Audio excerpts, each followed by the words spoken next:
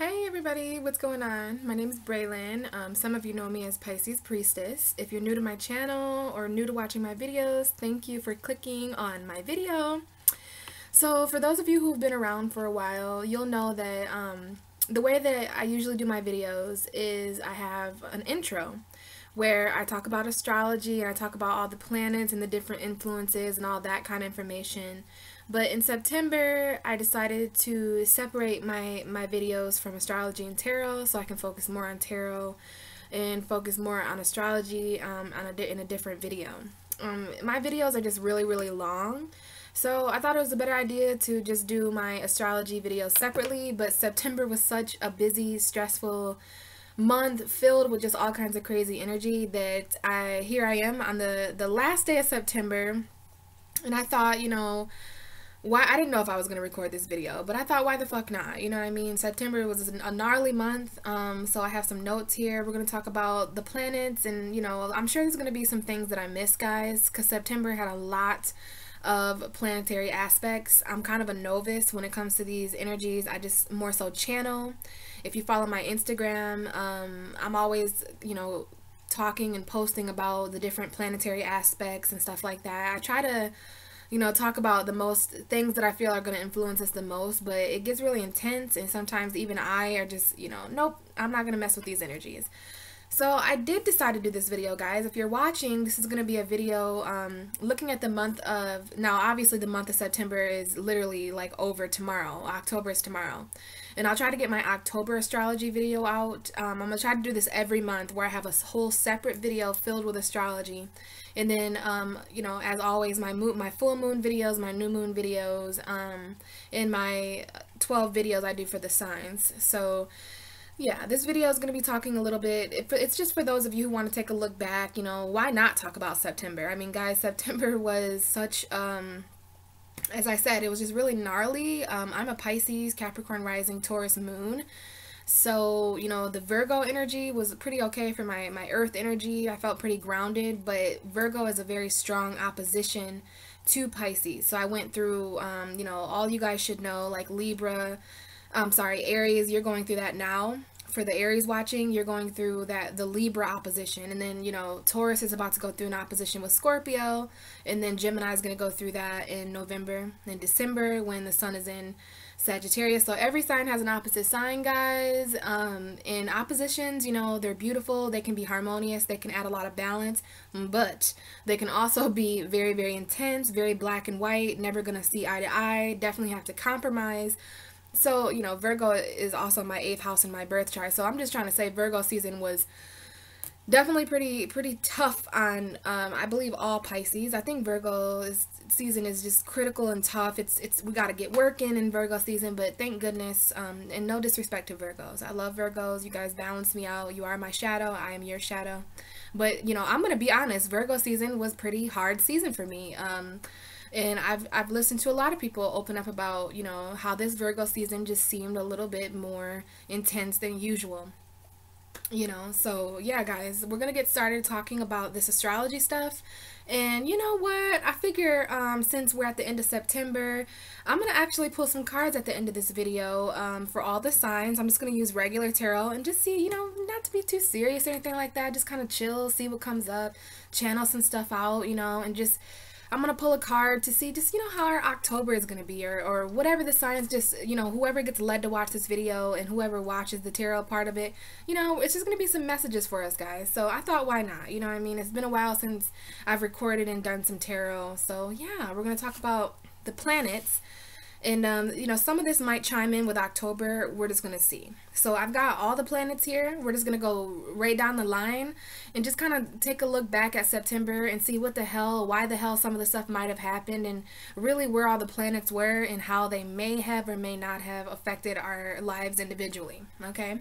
So we're going to talk about the sun first. If you know about birth charts and stuff like that, guys, then you know that there's one half of the birth chart, especially if you have the grid birth chart. That's personally my favorite. I do like the pie chart birth chart too, where you can kind of see how the sky looked when you were born, like aspects and stuff. But I really like the grid form of birth chart. So if you know what I'm talking about, where you have the chart where there's on one side there's your planets and on the other side there's your houses. So that's what I have here is basically the sun through the north and south node. We're going to talk about those. So 12 aspects.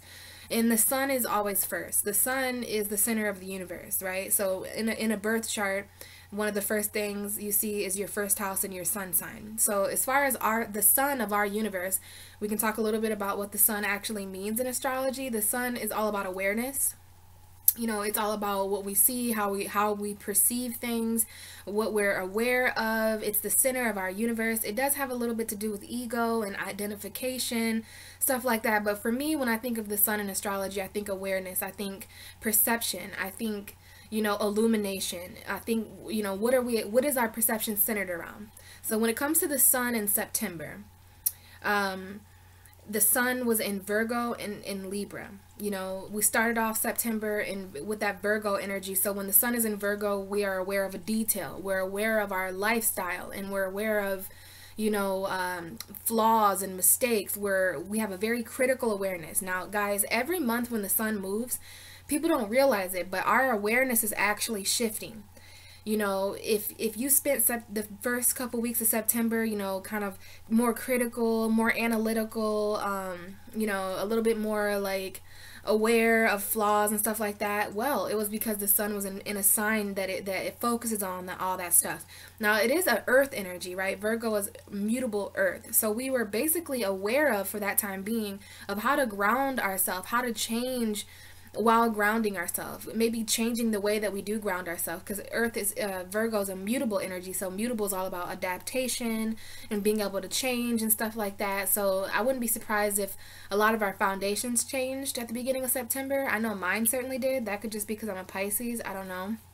But, you know, mutable earth, when we go through Virgo season, our physical, because earth signs, Taurus, Virgo, Capricorn, they control our earth energy, what's physical, you know, stuff like that, the material. So Virgo energy is the mutable earth sign. So this is where we're able to kind of adapt and change our physical environment, right? And it's happening, this happened because Virgo cares about our lifestyle and our health and our services to others. So first couple weeks of September, while the sun was in Virgo, we were very aware, whether we knew it or not. The sun was illuminating and shining light on certain details of our lifestyle, certain details of our work, our jobs. Virgo's all that energy, the house of work, the house of lifestyle, the house of health. Some of us could have came into awareness of certain health stuff while the sun was in Virgo the first couple weeks, you know, and then right down to the last critical degree of Virgo, 29 degrees Virgo. There is no 30 degrees for any of the signs. 29-degree Virgo, one of the most critical degrees in astrology. And then we had the fall equinox, right? I don't have that on here, but we did have the fall equinox. That kind of chimes in here because it is raining outside. I don't know if you guys can hear that. It's peaceful to me, but right after the fall equinox, which is when light and day are balanced, right? The length of night, the length of day are both equal. And ironically, that's the energy that we bring in Libra season with every month. The fall equinox is symbolic for the sun entering 0 degrees Libra, which is basically the ultimate new beginning of energy. We have 0 degrees, right? My moon is 0 degree Taurus. So when I was born, the moon had just entered Taurus. Like, it was basically 29 degrees Aries, and then boop, went 0 degrees Taurus. So 0 degrees Libra is fall time for, I guess, the northern hemisphere, or whatever you want to say. Springtime for other people in different parts of the world. Fall equinox, though, very balanced energy. And then we had the sun with this energy. Our awareness shift on September 22nd, whether we know it or not.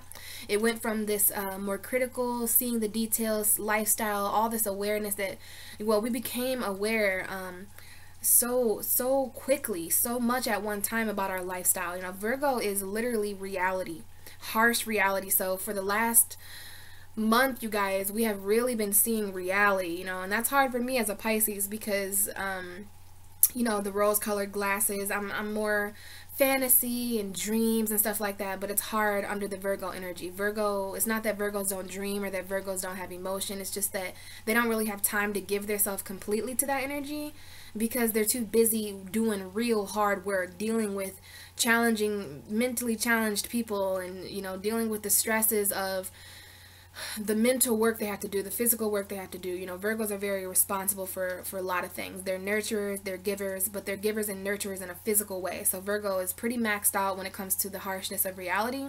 That's where Pisces energy comes in. We have that Pisces full moon at the end of August back then, so that energy was there to kind of support, so that it wasn't such an overdose on reality. But you know, it was. Even the Pisces are a bit more grounded now. Only Virgo can do that for Pisces.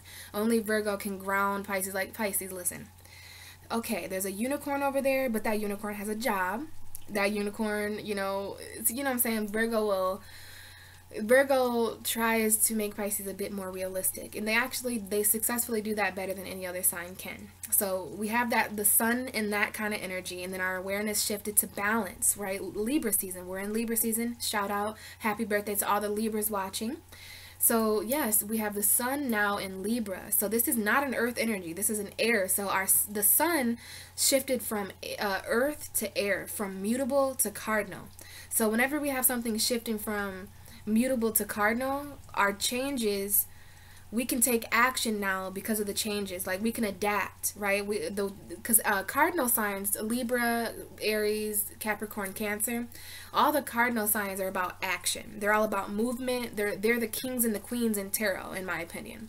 So they're about authority. They're sitting on thrones, and they're about action and calling the shots and getting the job done. They have a lot of, like, you know, authority.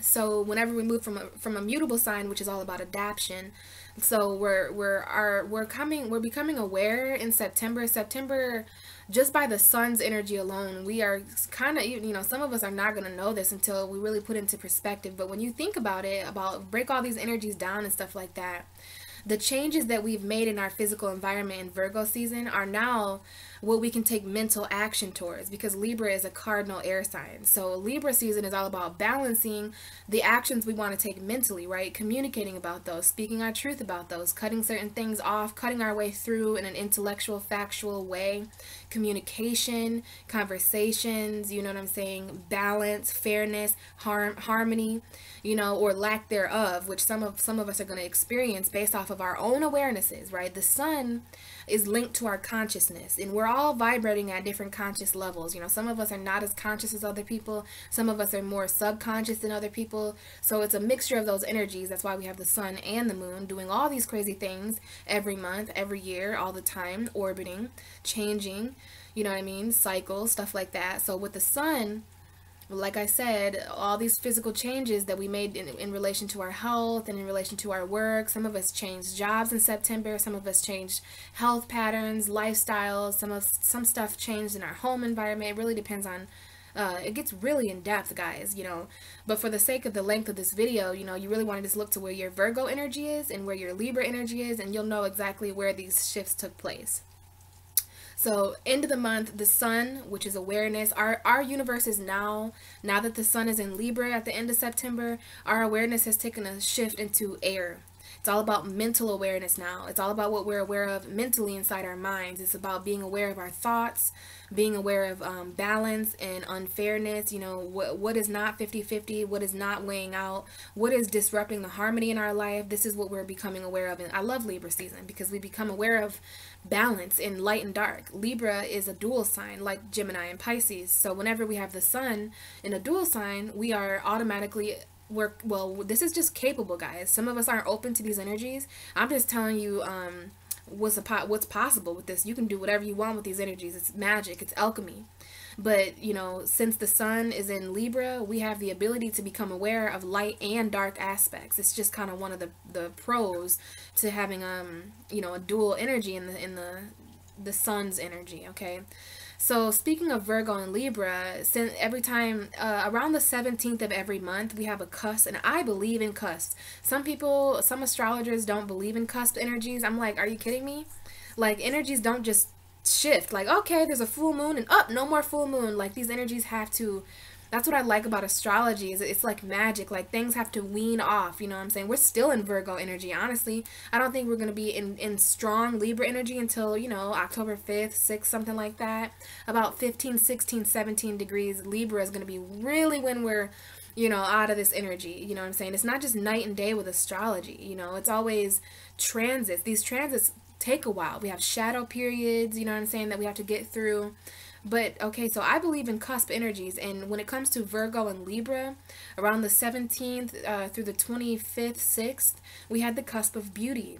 Virgo Libra is the cusp of beauty. So we did have awareness of beauty around that time. You know, we could have became aware of abundance in a new way, or aware of like something otherworldly that was of beauty or divine, or just some kind of empress energy. Like anything that may have taken place around the 17th and the 25th was just because of that cusp of energy, right? I believe cusps are very powerful.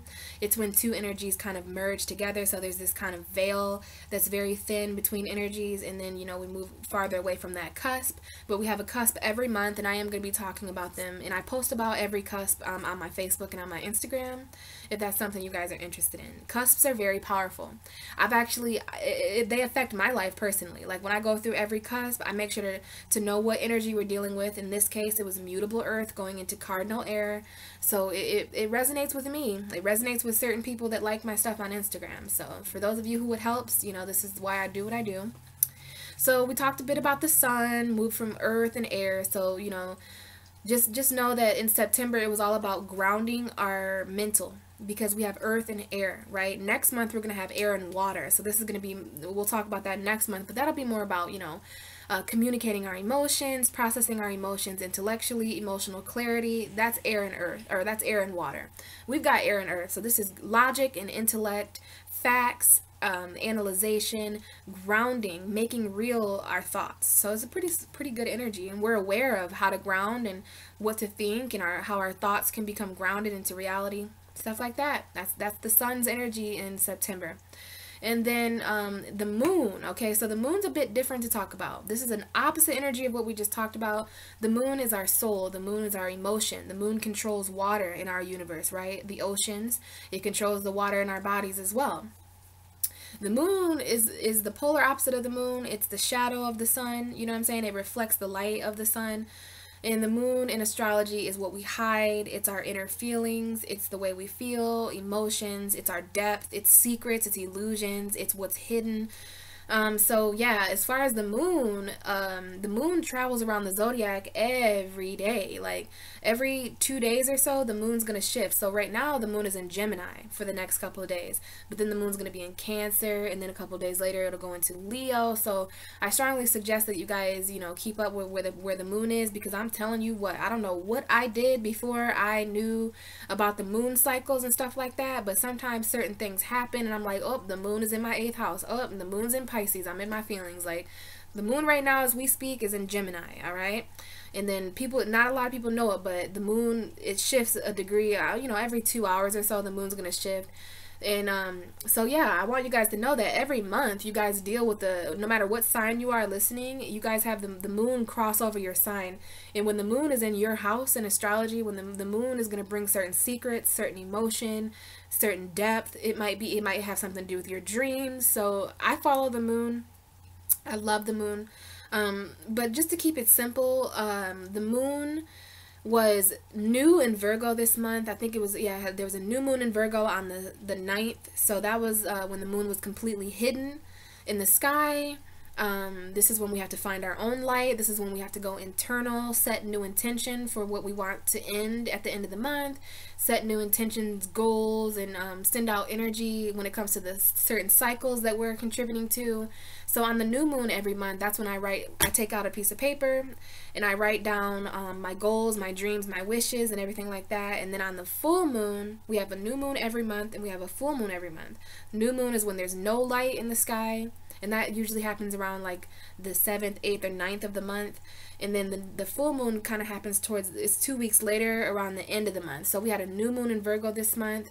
We were able to plant new seeds and set new intentions with this Virgo energy. So new intentions about lifestyle, new intentions about our health, new intentions about wherever Virgo is for you. And then we had a full moon in Aries on the 24th of September, a few days ago. And that moon was very powerful. This was cardinal fire. So when it comes to the moon, we were dealing with earth energy and we were dealing with fire energy. So that's grounded passion, right? Expressing ourselves in a more grounded way. We were dealing with, you know, who we are, how we live, our routine. So Virgo and Aries is a cool combination to have with the moon. So as far as September goes, the moon is constantly working at a subconscious level with us, but when it comes to the moon being new and full, that's the most significant positions. Although I want you guys to keep in mind the moon travels, it makes cycles around the zodiac, okay? So very, very interesting there, how the moon travels and stuff like that. So let's move on to Mercury. Mercury is the next planet that we're going to talk about. Now, I'm going to miss some stuff, guys, but, you know, I just kind of wanted to briefly touch on this, give you guys a sample of how I'm going to start doing my astrology information. But next month, I'm going to try to do it as this stuff is happening so that it's not like, well, after it's all been said and done. So when it comes to Mercury, I'm pretty sure when we entered September, there might be a slight chance that it was still in Leo, but I just know that it was mostly in Virgo and Libra for September, I'm pretty sure. Mercury right now is in Libra, so I know it was in Virgo. So I'm pretty sure when it comes to Mercury energy, it was just getting out of Leo, just getting off the North Node. So Mercury in astrology, you guys, excuse me, is all about how we communicate. Mercury is the messenger in astrology, the messenger of God. So Mercury controls our thought processes, how we communicate, how we speak, you know, things like that, the conversations that take place. But Mercury is direct right now. Mercury is ruled by Virgo. So at the first couple weeks of September, we had Mercury in a very strong position. I don't think Mercury is too upset in Libra either. Mercury is comfortable in air and earth energies because it's logical, it's intellectual. Mercury's okay in water signs. Mercury's okay in fire signs. It's just that the way you communicate and the way you think changes in those signs. So if you have Mercury in a water sign, you tend to communicate and think on a more emotional level. You have more your feelings, your thoughts have a little bit more feeling injected, I would say. So yeah, I feel like since Mercury has passed through Virgo, this is like Mercury in the sign that it rules. Whenever Mercury goes into Virgo or Gemini, those are the two signs it rules, I feel like communication is altered in a very strong way. So there's certain conversations that cannot take place until the Mercury has crossed through one of the signs that it rules. You know, that's Mercury going home. So it's kind of like, you know, there's just certain things you can't do until you go home first, right? Until you, like, there's certain things that you left at home, you know what I mean? So when Mercury passes through Gemini, I think he receives certain messages. He's able to deliver certain messages too that he otherwise couldn't. So it's just an empowerment thing. Mercury has now went through Virgo, so there's certain conversations that are picking up now, right? And it's no surprise because Libra is a very social, charismatic sign. Like, they're very, very intellectual. They're the air, the cardinal air, right? So they're about communicating towards action, you know what I'm saying? Communicating in a way of authority. So now that Mercury's in Libra, our minds, this is mental. I still have yet to post about Mercury in Libra, but I think I'm going to do that tonight. Mercury in Libra is all about mental balance, right? Mercury in Libra is all about our truth. It's about speaking our truth. To me, this is a very King of Swords energy. You know, if you want to look up the King of Swords in tarot, this is a very Mercury and Libra energy. So now that we've grounded in Virgo, you know, our minds could have changed. When you have Mercury in a mutable sign, back at the first couple of weeks of September when Mercury was in Virgo, we could have changed our mind about certain things. We could have been dealing with you know, changing the foundation of our thoughts too. You know what I'm saying? Virgo is the physical foundation for lots of things. Virgo can be the physical foundation for spirituality. I can say that's very true because Virgo is the foundation for Pisces, right? So keep that in mind, quite literally. So yeah, now Mercury's in Libra. So it's a cardinal energy. So I feel like now it's about mental action. You know, sometimes, you know, I think all the time we can't do something until it's thought of first, right? Like, we literally have to think about something, and that goes to tell you that our brain kind of controls the rest of our body, right? We have to make our minds up about certain things before we actually move towards those things, right? Because it doesn't matter what you want to do. If your mind isn't set on it, you're probably not going to do it, right? Have you ever tried to make someone do something that they don't want to do? It's because their mind is telling them they don't want to. Their mind's made up. And that can be very much how Mercury is in Libra, in any cardinal sign, really, because it's about mental action. And when it comes to mental action, every thought could potentially turn into something that you do. So you have to be very careful to balance these thoughts out, okay? Because every thought you have in Libra, when Mercury's in Libra, every thought wants to, you know, just make sure you're thinking thoughts that you're going to put in action. You know, if you're thinking really bad thoughts, then some of those bad things are going to be brought to life and manifested into actions that you take, right? So it's about balanced action, balanced Mental balance is what I'm trying to say. And mental fairness and peace, you know, mental justice. Some of us are seeking mental justice right now. So yeah, that's a little bit about Mercury. So, you know, September is a very chatty month. Especially with Mercury being in Virgo, that's pretty comfortable communication. I love Mercury Virgo, very comfortable, dignity, energy, grounded. But even Mercury in Libra is pretty badass, you know, because it's more intellectual. It's more, you know, I don't know, it's more factual almost. Not that Virgo isn't factual or intellectual, it's just Virgo is different. Virgo grounds. Libra is not an earth sign, so it's not about having a physical foundation or what you have proof about. Libra is all about mentally intellectualizing things, you know, speaking the truth and nothing but the truth, saying what you mean and meaning what you say. Very, very conversational energy here, but now our minds can kind of move forward in action, and these actions are going to be based off of peace and balance because of Libra. So very, very cool there for Mercury. Don't be surprised if certain conversations take place, and if it took place in September, I should say. So the next planet we're going to talk about is Venus. Venus is the goddess of love in astrology. She's the feminine energy, beauty, love, relationships. She rules Libra, and she was actually in Virgo in September, I think, at the beginning. And then she moved into Libra, and then now Venus is in Scorpio, okay? So Venus in Virgo, not a very happy position. That's actually the fall position of Venus. Certain planets are not very positively aspected in certain signs. So Venus in Virgo is one of those challenging placements. Venus doesn't like detail. Venus doesn't like to be, you know, analytical, and she doesn't like things to be right and perfect and fixed like Virgo. Not fix as in fix, but fix as in like, oh, that's broken, let me fix it. Like that's Virgo energy, right? To fix and to help and to be of service. Venus doesn't like that. Venus wants to be beautiful. Venus wants to drink wine and wear pink and, you know, fall in love, and Virgo's like way too responsible for that. So that's why Venus doesn't really now don't get me wrong, we needed that transit because Venus does become grounded in logic. So some of us need that in our relationships. When you want to know, you know, astrology is all these energies you can look to somewhere in astrology. So if you want to know where your aggression is or where your anger is, you want to look to Mars, you know what I'm saying? If you want to look to what you're attracted to, what you find beautiful, relationships, that's Venus energy. So no matter what you're inquiring about, if you're inquiring about your soul, look to the moon. If you're inquiring about your spirit, look to your rising sign. If you're inquiring about your mind or how you communicate, look to Mercury, you know what I mean? So for some of us, we don't really realize how much Venus affects our love lives. Now, for those of you who are a part of the divine masculine and the divine feminine, some of us are we're a part of the divine council of the universe, so we represent feminine energy. Others of us represent masculine energy. For those of you, and those are the people that are usually in twin flame relationships or soulmate relationships, because we have to have two people that represent kind of the Gemini energy. Someone has to represent the spiritual and the feminine. Someone has to represent the logical and the masculine. For those of you who are, you know, in those kind of relationships, you really want to, you know, it's very wise to keep track of where Venus is, what's happening to Venus, because that's the divine feminine, you know what I mean? And if you want to know what's happening to divine masculine, well, you might want to look at where Mars is. And pretty soon, guys, they're going to be squaring each other, right? Mars is in Aquarius, Venus is in Scorpio.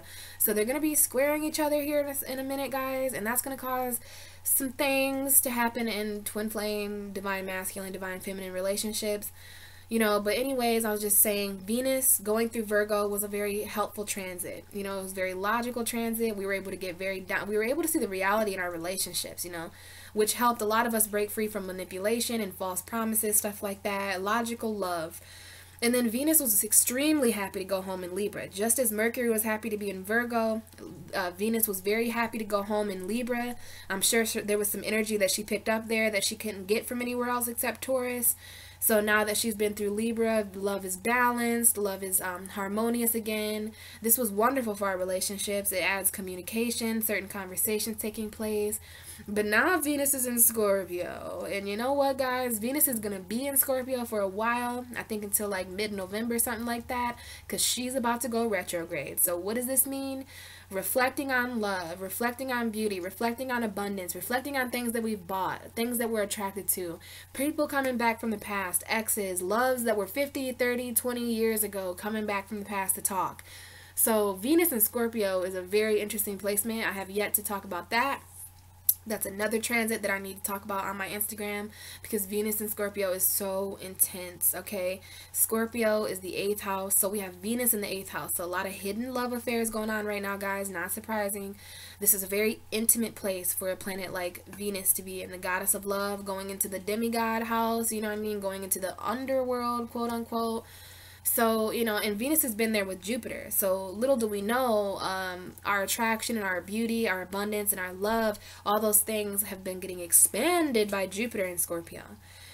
So I just wanted to talk a little bit about Venus going into being in Scorpio in September, and, you know, heading into October. You know, we don't even get a few days. I think Venus retrogrades on October 5th. She's going to be there. So when a planet retrogrades, it kind of slows down. It looks like it's moving backwards to the naked eye, but it's really just slowing down and not moving forward. And when that happens on Earth, you know, so there's going to be things in our relationships that we, you know, that can't move forward because Venus is not moving forward. And what does that mean? Well, when you can't move forward, you either stand still or reflect, right? Like, okay, why can't I move forward? What's in my way? Maybe there's something I need to turn around and do. Maybe there's a person, place, or thing from my past that I still love or that I still find beautiful. Maybe there's some abundance from my past that I need to reflect on or review or, you know, whatever. So Venus retrograde, I'm not scared about it. I know that there's going to be certain people in relationships that come back up, but I know that it's going to be all for a good reason, because Scorpio doesn't play. This is a Venus retrograde in Scorpio. So this is going to be very intense. This is going to be a review of intimacy, basically. And I'm going to post about this, guys, on Instagram, you know, in a week or so.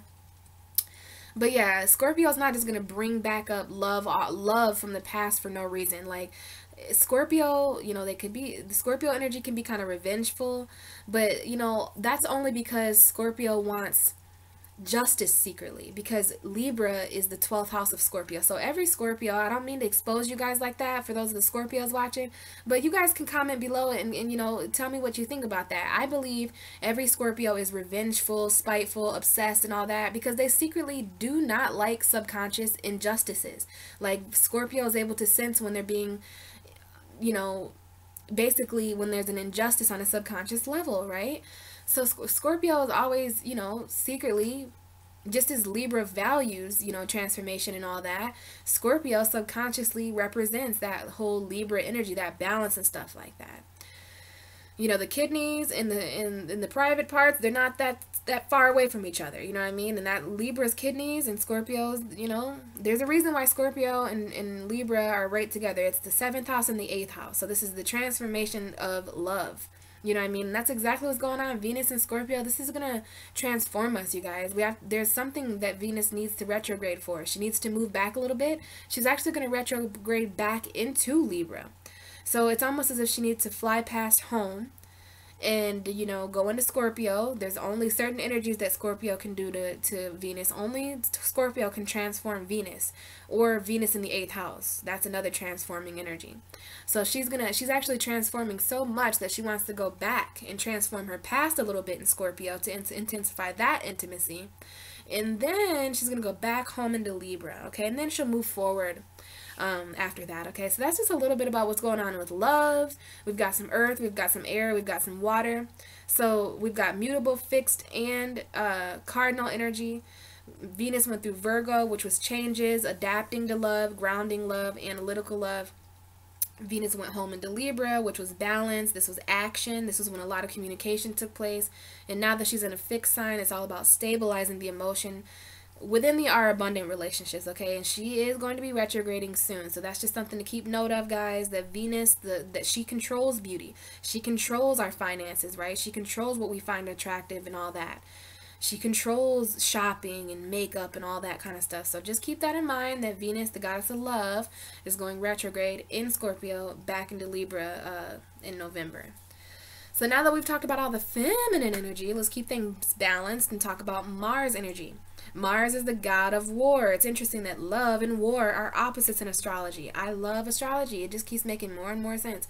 Libra and Aries, opposite. Love, war, right? Mars, Venus, god of love, goddess of war, or goddess of love, god of war.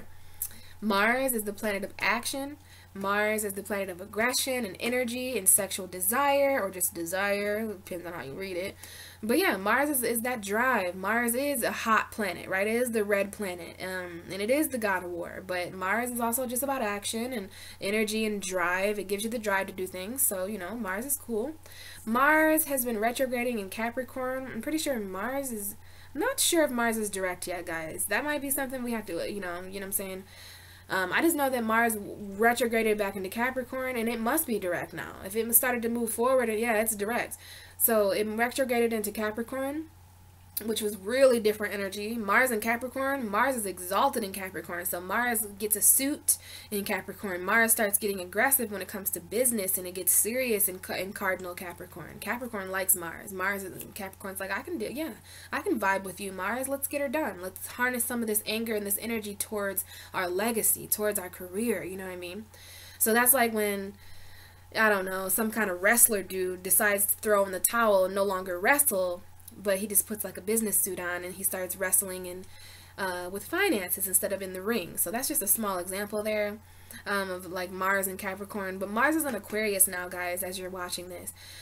So, you know, this is an interesting energy for me. It's a fixed energy. So if there's any Aquarius is watching, just keep in mind that, you know, Mars is in your sign. Sometimes when Mars is transiting, we can have a lot more excess energy. We might feel a little bit like, how do I get all this energy? Like, especially if you don't have time to get any of the energy out, you can seem a little jet lag or something like that, or even a little bit more aggressive or angry or just more irritable. You know, Mars is that kind of energy. Like, I'll go to war right now, you know, and that's not typically the Aquarius thing.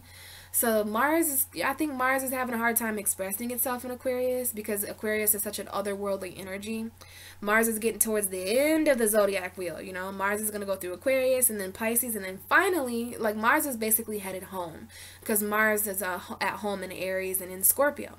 So Scorpio, Aries, if you're listening, just know that your ruling planet, which is where you harness your energy from and where you get your identity from, basically, is in Aquarius. So your aggression is collective, right? This is for all of us, but you just want, especially the Aquarius is listening to, just keep in mind that this could be other people being, when Mars is in your sign, aggression is just, it's like close, you know what I mean? Aggression is personal. So just be careful of any fights that break out or any aggressive words. Aquarius is an air sign, so it's not about physical aggression, it's about mental aggression, you know what I mean? Like aggressive thoughts, and this is a collective energy. Aquarius is the collective. Aquarius is groups. So to me, when I think Mars and I think groups, I think, wow, like a riot, you know what I mean? Like pitchforks and all this, like a group of people being aggressive, a group of people having energy though. So this could go either way. If you give a group of people energy, you know, it depends on that group of people, right? It depends on that collective. So we can look at it either way, but Aquarius is doing a fine job with balancing all this out. I love Aquarius. Thanks for what you're doing, guys, dealing with this Mars energy, stuff like that. Another thing is Aquarius is the South Node right now. We're coming up on the last days of this South Node, North Node stuff, guys. Mars is on the South Node, so this is about releasing aggression from past life, you know what I mean? Releasing anger, releasing certain actions that we took from the past that just weren't, you know, for the good of the collective. Aquarius is handling all of that. So I just wanted to talk a little bit about, you know, where our war is coming from, what we want to fight right now, you know. A lot of us are just angry right now at a collective energy, not just him or her, but they, them, you know what I mean? So it's interesting, guys, but we're going to move on to Jupiter because I do want to get to the cards. I don't want this video to be super long. So Jupiter, the planet of expansion, this is Sagittarius in Pisces, ruling planet. This is in Scorpio. It's been in Scorpio for a while. It is going to be moving into Sagittarius in November. I cannot wait until Jupiter moves into Sag because Jupiter is going to be at home, boy. And there's just, I told you, when the planets go home, there's just certain things, you know, that you find in your home, and you get re-energized at home. You get home front. You're comfortable, you're at an advantage, and you're ready. So Jupiter has been really expanding in Scorpio, right? And this is an interesting house. Scorpio is the house of secrets and intimacy, sex, shared resources. Jupiter is just adding good luck to all this energy. It's adding good fortune. Jupiter is the largest planet in astrology, so it's the largest planet right now in astrology is being hidden by the 8th house of Scorpio. The 8th house is a house that is hidden. So there's certain secrets right now that Jupiter is expanding, right? And Scorpio also deals, you know, with purging energy, with you know, what we hide, our secret stuff like that. So it's interesting, this dynamic that's been going on with Jupiter, stuff like that. I'm glad Jupiter is direct. Yeah, and I wanted to mention that Jupiter is actually in Scorpio with Venus. So I talked a little bit about how that is expanding abundance, it's expanding our beauty, it's expanding our relationships, it's expanding love. Like I said, Jupiter is the largest planet, and when you put something very large, when you hide something that's very large, can you see where I'm going with this? Like, Jupiter is the largest planet of our solar system, and I think it's very significant that the largest planet that we have in our solar system is hidden. So what you doing, Jupiter? What have you been doing, Jupiter, since we can't see you? You know what I'm saying? It's kind of like the hawk when he hawks out. If he was also invisible, I mean, come on now, he's already dangerous enough. He's fucking large. And so large and invisible just makes it that much more intense. So that is expanding in a secret way. It's expanding undercover. All right. So who knows how that's going to play out, guys? I just wanted you to know that Jupiter is in Scorpio, and Jupiter will be moving into Sagittarius. So Scorpio, if you're watching, please utilize the rest of the time that Jupiter is in your sign. You guys have no idea how lucky you have been with Jupiter in your first house. So this is self-expansion, guys. Just, you know, if I was a Scorpio, I would definitely do some Jupiter rituals. I would do some Jupiter meditations toward expansion and good fortune. Why not? So yeah, guys, Jupiter and Venus in Scorpio, and we're going to have the sun moving there soon. We're going to have Mercury move there soon. It's going to be lit. It's going to be awesome. It's going to be transformation. Transformation is something that's expanding right now at a very, very high rate in a hidden way. So what do you know? So now we're going to talk about a planet that I respect and that I need to learn more about, planet Uranus. So Uranus is the god of the sky. It's the god of the heavens. This is Aquarius's ruling planet. This is the planet of disruption. Uranus, the disruptor, the planet of shock and sudden surprise, and it's in Taurus, okay? And it is at the tail end of Taurus, right on my fucking moon. Well, not right on it, but Uranus is at 0 degrees. I'm sorry, Uranus is at 1 degree Taurus right now. It was a little bit, you know, it was moving. It must be, it's retrograding. It's going to retrograde back into Aries. And this is there for the next 7 years, guys. So yeah, you know, it's going to retrograde, but then it's going to go back forward.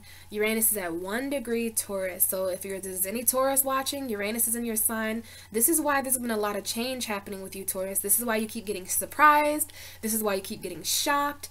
This is why you can't predict anything, because Uranus likes to be unpredictable. It likes to surprise you and shock you and create disruption and, you know, keep it so that you can't balance and stable things. So just keep in mind that the way that our universe is shocking and changing and sudden surprise and tower moments, stuff like that, that is in this Taurus energy. So there's a lot we need to change right now within our values, and these are going to be sudden changes. You know, no one likes sudden shock and change when it comes to a sign like Taurus. Food and money and value and worth and resources. Like, who wants a sudden shock and change in resources, unless it's a good one? You know, because there can be good sudden shock and changes in resources too. Take it how you want, guys. I'm just letting you know where the planets are. So yeah, Uranus is in Taurus. It will retrograde back into Aries, which is going to be sudden shock and change according to self. Aries is the house of self. So when Uranus goes back into the first house, this is going to be, it's going to be weird. And we'll talk about it then. And then Neptune, my ruling planet, Pisces I should say, and all the other Pisces watching, this is our ruling planet, Neptune. Neptune is the god of the sea, the god of illusion and deception and fantasy, the movie world, the music world, the arts. That's Neptune, and Neptune's just been chilling in good old Pisces. It's going to be there until 2025, I think. Yeah, so Neptune is at home in Pisces, but he's retrograde. And, you know, we have Chiron there again. So Chiron and Neptune, they're talking, and they're deciding what pain is real and what pain isn't. You know, what pain are we just kind of creating?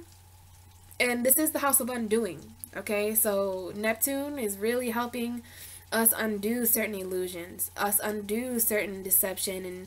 But you know, I don't like to talk about Neptune like that. To me, Neptune is beautiful. Neptune is about dreams, and Neptune is about the subconscious, and just, it's awesome, and no one can predict Neptune either. That's why Neptune and Uranus are kind of buddies, because they don't like to be predicted. But yeah, that's retrograde in Pisces, guys. So this is about our spirituality. This is about endings, all right? Spiritual endings that are these endings are going to last a long time. This is like the end of a book being like 16 chapters or something like that, all right? It's weird. But that's a little bit all about Neptune. Neptune's just been chilling around 14 degrees Pisces, but it is retrograding, all right? And I don't know when Neptune goes back direct, but, you know, Neptune retrograde is about, you know, seeing less through rose-colored glasses and seeing in a bit more of a realistic way. So that's been interesting. And it's going to get interesting now that Chiron is there, too. So let's go to Pluto. Pluto just went direct today. It went direct on September 30th. And it's in Capricorn. So did you guys forget about Pluto retrograde? I'm a Capricorn rising, and to be honest with you, it's been so long that Pluto's been retrograde. Now that he's gone direct, I'm like, oh, that's what was wrong. That's why I didn't have my mojo. That's why, because Pluto deals with deep, hidden. Pluto is the ruler of Scorpio. Need I say more? So this is the god of the underworld. Pluto is literally, like, I don't know what you guys think hell is, but Pluto lives in the hell of our minds. Like, Pluto is that deep, subconscious, this is a little guy, you know, just a little guy. We don't like to call him a planet, but I know Pluto's a planet. And Pluto is a very hidden energy, deals with purging and purification. Capricorn, you're feeling this, right? Because Pluto has been in your sign. So this has been a very grounded, like, it doesn't get any realer than Capricorn. So Pluto is in a very real, grounded place. And Pluto has to deal with transforming our physical environments right now, transforming our future, right? So even though Pluto's been retrograde, he's in a very futuristic sign. So even though he went back in time, he's doing that in the name of our future, because Capricorn is kind of letting Pluto know what's up. Like, look, I'm in the future, right? Capricorn's a very futuristic, ambitious, forward-moving sign. So little do people know Capricorn is like a realistic psychic, because Capricorn is the future, kind of, okay? So yeah, Pluto going retrograde, our past had to get purified. They had to get, like, kind of something from the past needed to purge. So guys, moving forward with this Pluto direct, we're going to be able to transform now. Certain things can die now. You know, if you've been trying to kill something, metaphorically, hopefully, I hope you guys haven't really been trying to kill things. But when Pluto is retrograde, death is kind of altered. And there's certain things that are able to stay alive even though they're dead. Does that make sense? Now that Pluto's direct, though, death is death, and what's dead should stay dead, okay? And Pluto's going to come back direct like, hey, this is dead, this is death, you don't have any life, this is dead, this is not pure, this is a deep subconscious force that you need to stop hiding from, this is your fears, all that kind of stuff is going to come purging up now, guys, in Capricorn. So it's very serious. It's been there with Saturn, so it's very karmic purification, boundaries, restrictions, you know what I'm saying? So Pluto's direct. I'm guessing it's going to be moving into Aquarius at some point, which is going to be interesting. And I guess I'll talk to you then about that. And now we've reached Lilith. I'm not going to say much about Lilith because it's this Lilith transit is very weird. But if you wanted to know, Lilith is the dark moon in astrology, and she is in Aquarius. So there's this collective energy, right? Lilith is sometimes known as a demon. So Aquarius, just be careful because you've got Mars and Lilith in your sign. So this is like aggressive sex, fights over sex. Like, I don't know, especially if you're an Aquarius woman, like, you're probably like, you are not about to hold me back, because Lilith is very sexually liberating. You know, she doesn't, even if she doesn't want to have sex, you know what I mean? Or if she does or if she doesn't, or, you know what I'm saying? It's just sexual, however you guys want to liberate yourself. But this is a collective sexual liberation. I can't wait to post about Lilith and Aquarius. I'm trying to find the words. You know what I mean? So other than that, we're going to talk about the nodes real quick. North, south, nodes of the moon. Aquarius is the south node. Leo is still the north node. Guys, we are down to the nitty-gritty of these nodes. These nodes control our destiny. They move backward throughout the zodiac wheel every 19 months. So we're going to have Capricorn as the south node, and we're going to have Cancer as the north node. And guys, that is going to be a very shift in karma. I hope we're all ready. This you know, November looks lit. No offense, October. Like, I love October. It's my favorite month. But October is my favorite month because it brings in November. You know what I'm saying? Like, No, oh, I've just taken a glance. You know, I watch astrologers and stuff like that, and I can just see some of the aspects that are going to form. Now, we've got some challenging stuff coming up, like this Venus retrograde. You know, the new moon in Libra next month, the full moon in Taurus. Just stuff, guys. We have Jupiter moving back into Sagittarius. The nodes are going to shift, you know what I'm saying? So, November and December, we have like 2 months, two months of 2018 left. Very interesting. This year, man. Even though I consider the new year on March 20th when the sun enters Aries, that's the brand new year's energy. But, you know, it's going to be 2019 soon, guys, and wow. Wow, wow, wow, wow. But yeah, guys, I'm almost about to end the video.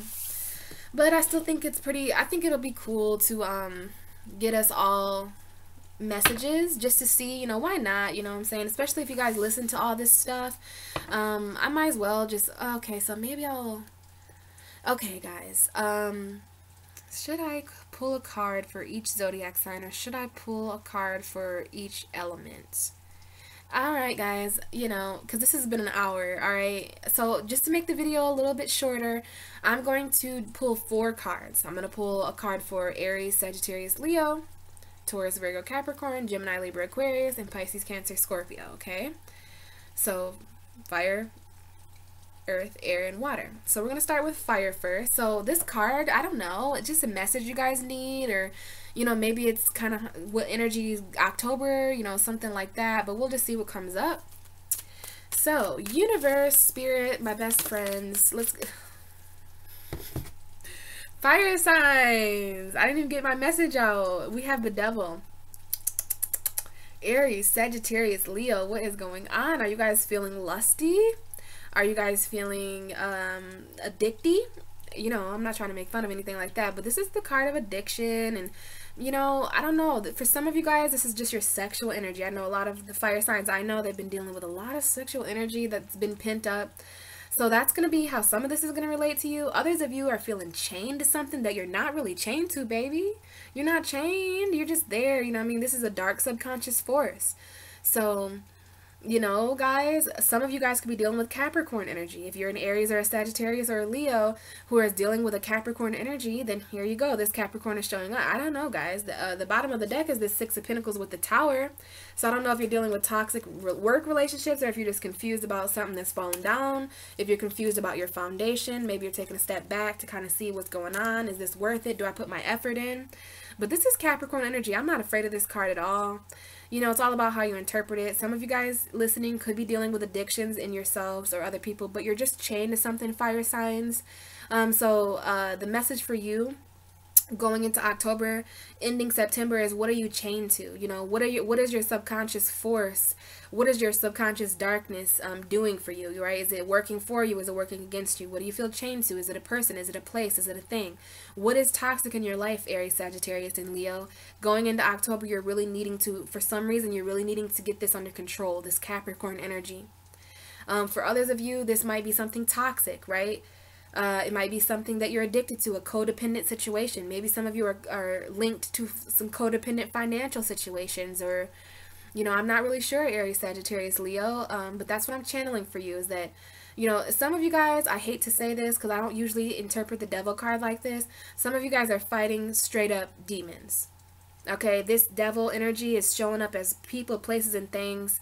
There's just toxic in your life, and, you know, as fire signs, you need to keep it passionate, keep it hot, keep it sexual. Some of you guys are trying to release this energy, you know, through sinister attraction with other people. And I don't mean to say sinister, it's just, you know, it's not in a bad way. It's just, you know, lust. It's just passion. Some of you guys are, you know, you're fire signs. You guys release your energy through passion and sex. You know what I mean? Others of you guys might want to pick up a trait like art, or do something that you can be passionate about and release some of this energy, okay? So make sure you identify these chains, Aries, Sagittarius, identify these chains, Sagittarius, Aries, and Leo, and it might even be linked to something that you're waiting on, something that, something financial that's falling apart, but you got the devil. Some of you guys might want to look up what the devil means. It just means manipulation. Some of you guys could be dealing with manipulation, whether it's on your end or the other fire signs, I'm not sure, but I have all the faith in you that you're going to be able to. It's kind of hard to contain fire like this, you know what I mean, because you guys are just so passionate, and you guys can just express your way through this, right? You guys have fire signs, Aries, Sagittarius, and Leo. You guys are born with certain ego abilities, right? Ego, it can be bad, it can be good, but fire signs, all the fire signs I know, their ego is less hurtable than, say, another element, okay? So just get your ego back, identify, you know, step into your identity again, guys, and light this thing on fire. You know what I'm saying? That's all you have to do is light this thing on fire. He's trying to use that fire there. No, you are the fire. So keep it passionate and just figure out what this is, guys, because my cards don't lie. So Aries, Sagittarius, and Leo are fighting some sort of demon, fighting some sort of subconscious force or something like that.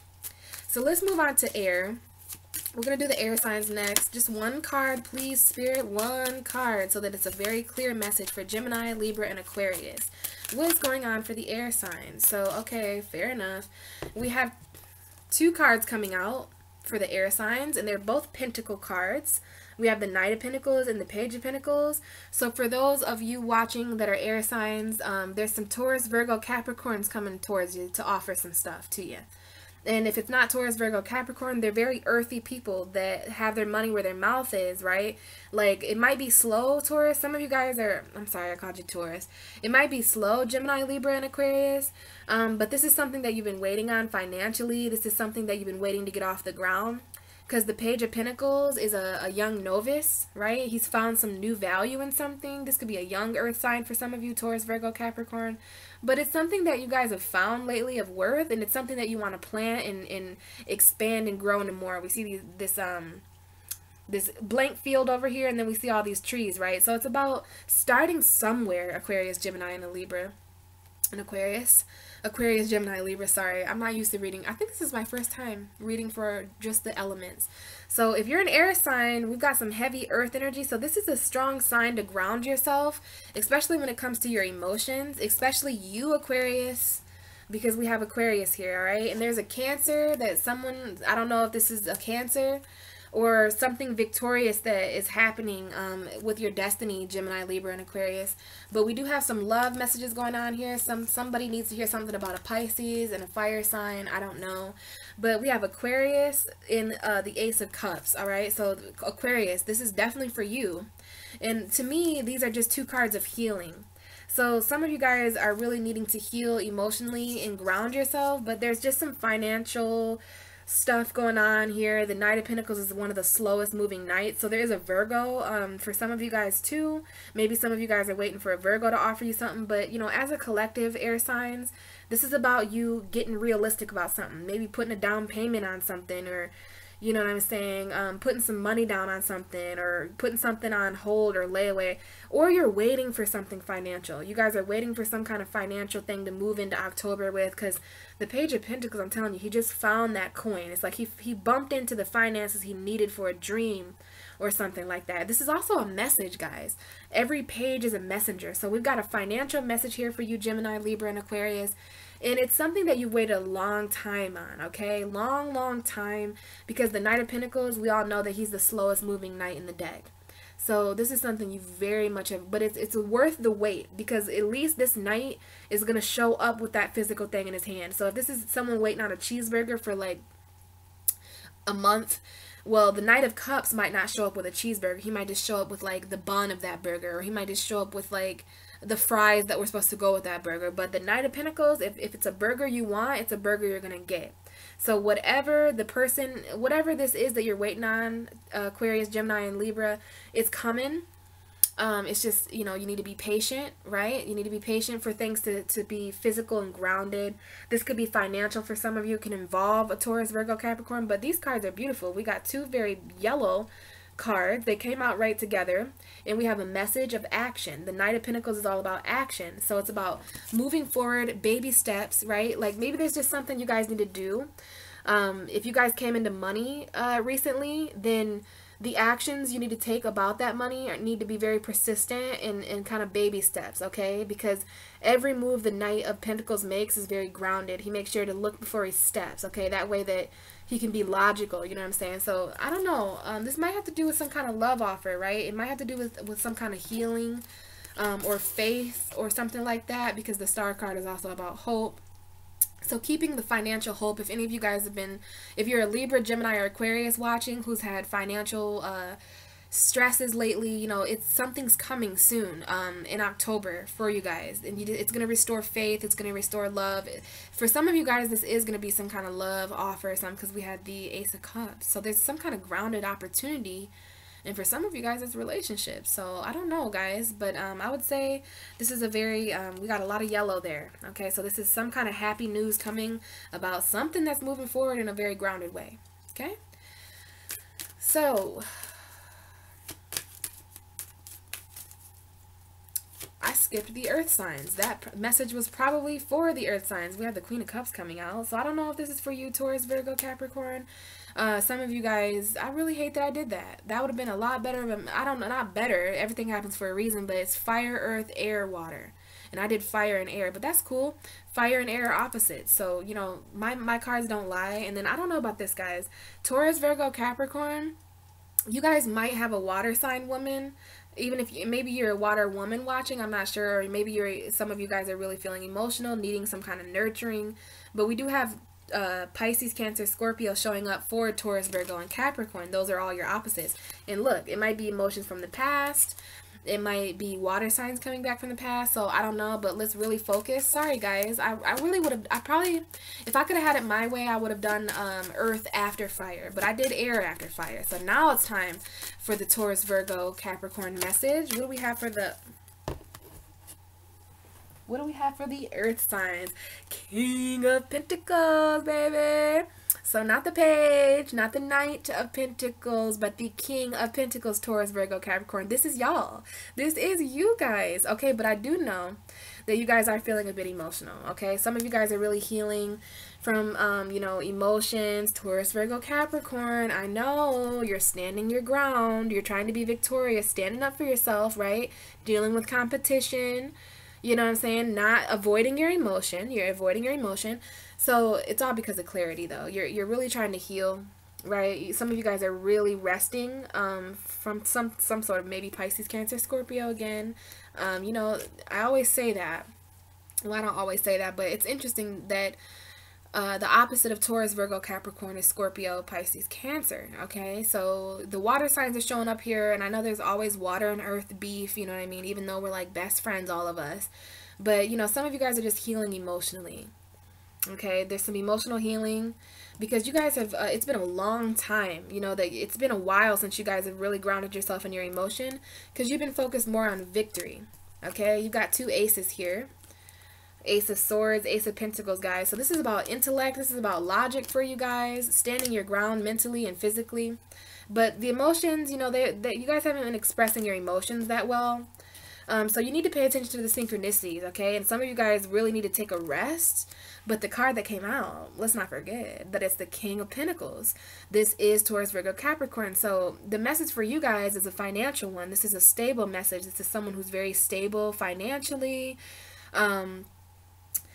Somebody who is grounded and logical, and you know what I'm saying? I think you guys are just trying to balance your home lives out with your work. Like some of you guys are really working. Like this is a Capricorn individual, a Taurus, a Virgo. Surrounded by earth, surrounded by, because you guys are in your element right now, and that's probably because a lot of you guys are working more. I know Virgos are working more right now. You know, so Pluto going back direct in Capricorn is going to help all you guys, you know what I'm saying?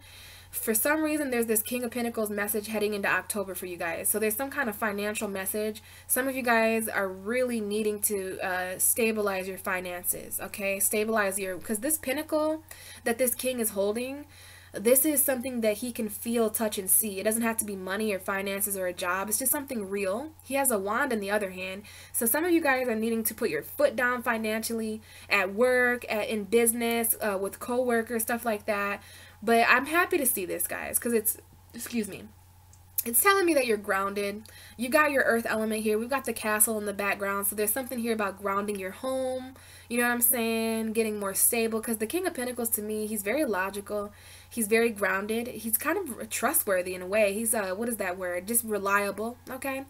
So, you know, maybe some of you guys are heading into October really focused on your jobs and your career and how to balance that with the family life, with the work life, because we have the Page of Cups here. So you're also getting an emotional message about this King of Pentacles.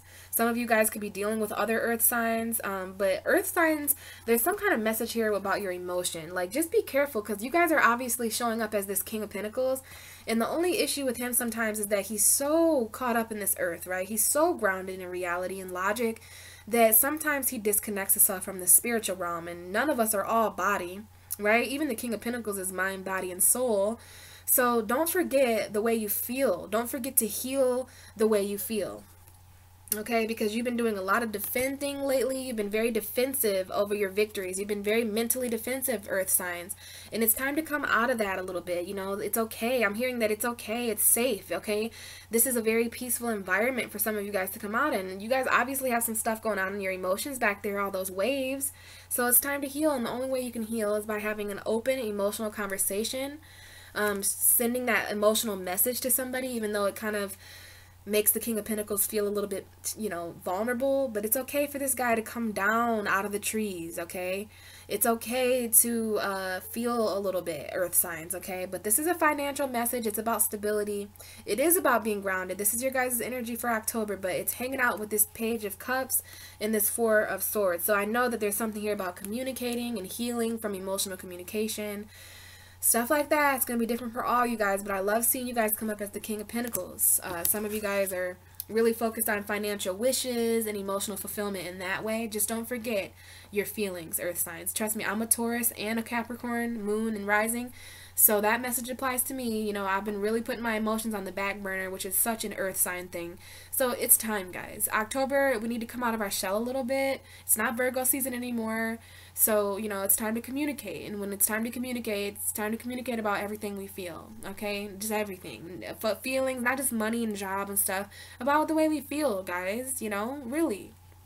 But just ground it. You guys are able to ground your emotion, and that's beautiful. Not us water signs can't do that. Us water we're just watery, crying, and, you know, like sensitive spirit. But earth signs are able to make real what they feel.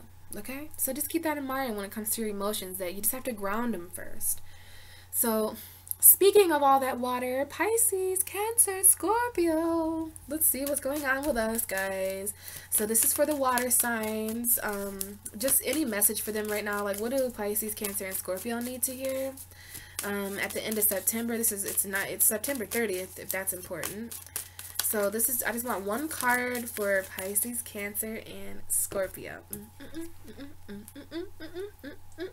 So guys, we are manifesting.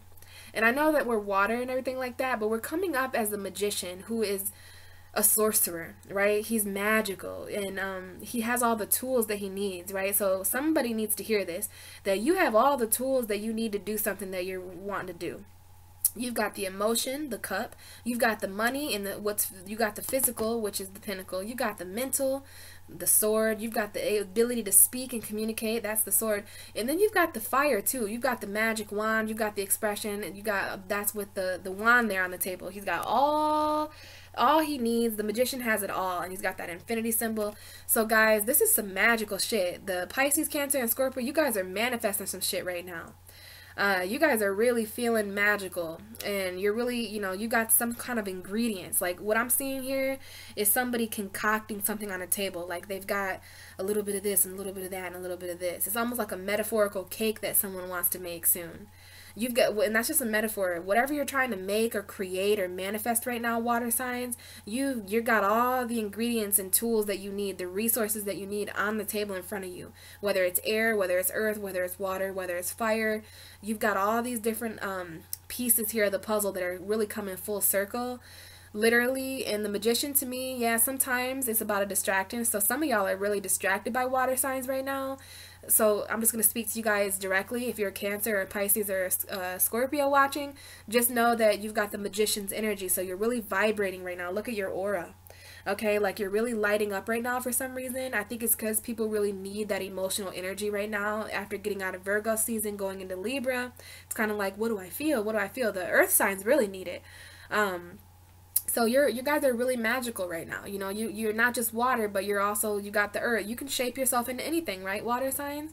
So this is about you believing. The only thing the magician needs is belief in the fact that he can create anything. He has the power to do it, right? But as I was saying, just be careful about distraction, because when you're in this kind of power, there are certain energies that get sent to you to try to distract you off your path. Now, the bottom of the deck is the Sun card. So this has to do with manifesting our happiness, manifesting our success and our joy. Like, this is, come on, guys. That's awesome. And for those of you who are wondering, we have the Three of Pentacles under that and the Two of Wands. So some of us are really juggling a decision here. We're really thinking about some kind of decision. Now, it could be something to do with work. It could be something to do with some kind of project. But, you know, we've been juggling some kind of decision. All right. Some of us, it's with a fire or an earth sign or another water sign. But yeah, there's a work decision for some of us, or just some kind of really financial decision. Okay, because we have the Two of Wands and the Two of Pentacles. That is a decision. We're juggling two different lives, two different paths. And, you know, it's very much like us to step into this kind of energy, because Pisces, Cancer, and Scorpio, we be chilling in the cut. Like, sometimes we get stuck in our feelings and we get in love and stuff like that, and for a minute our attention goes to love and whatever it is that we're obsessing over for that week or that day or that hour. You know how it is, Pisces, Cancer, and Scorpio.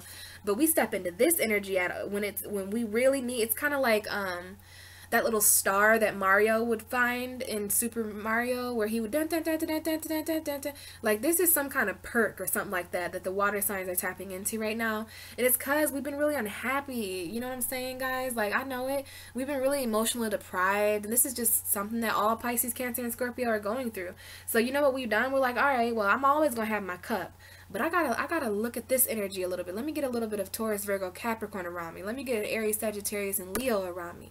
Let me get a Gemini, Libra, Aquarius, so that I can have this air too, so that I can shape myself mentally and physically and passionately into what I need. Because this is about our happiness, guys. Okay, point blank period. This is about manifesting our happiness, manifesting love and warmth back into our life, warming back up our waters because we're almost frozen over. But, you know, the ultimate message is that we have the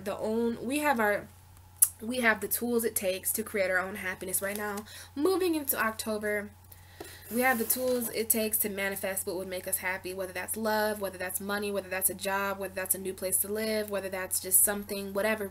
The magician, you know, he's very magical. So this is magical happiness, a very positive message for the water signs. So Spirit, if you wouldn't mind, I would just like one more card. That was a Ten of Cups. This is just like advice moving into October. So what's October looking like for the collective? Is there any kind of warning or anything like that? Like, just one more card to come out for October. Okay. Well, we have the Devil on the bottom. Okay, so fire signs, you guys are just actually on point. You guys, I don't know if Capricorn is going to be significant in October. You know, it is October. You know, there's a lot of energies like this that come out around Samhain and Halloween energy. But the card that came out for all of us is the Page of Wands. So it's interesting that the fire signs got the Devil card for their message. And the reason why the fire signs got that is because there's an underlying energy for us all of the Devil. So we all have to be very careful of toxic lust and manipulation and addiction, all that kind of stuff. We need to be very careful about walking into October, okay? But the message that came out, that's just an underlying energy. This is the Page of Wands, so there's some kind of fiery message. October looks like it's going to be refreshing, because this is an energy for all of us, okay? I asked what October looked like. So it's looking orange, it's looking good, it's looking passionate. Looks like a lot. Look at our little boots. We're all going to start wearing our little boots. You know what I'm saying? But I think we're going to all find new expression. I think we're going to be expressing ourselves to these people, places, and things. It's about passionately expressing, or passionately expressing away, I should say, these chains and stuff like that. A lot of us are going to be feeling fiery in October. We're going to be feeling passionate about new things and releasing old passion, stuff like that. But the page is ultimately a messenger, okay? So this is a fiery messenger who's very expressive. It's a young energy. So some of us are going to be feeling back in our youth in October. We're going to be feeling fresh. Like, this is a new adventure. The Page of Wands to me is ready to embark on a new adventure, okay? He's a visionary. So October is filled with that kind of energy for us, guys. The visions and, you know, the new adventure that we're about to embark on for fall. I mean, look, he's like dressed for fall if you think about it. If those are leggings, he's definitely dressed for fall.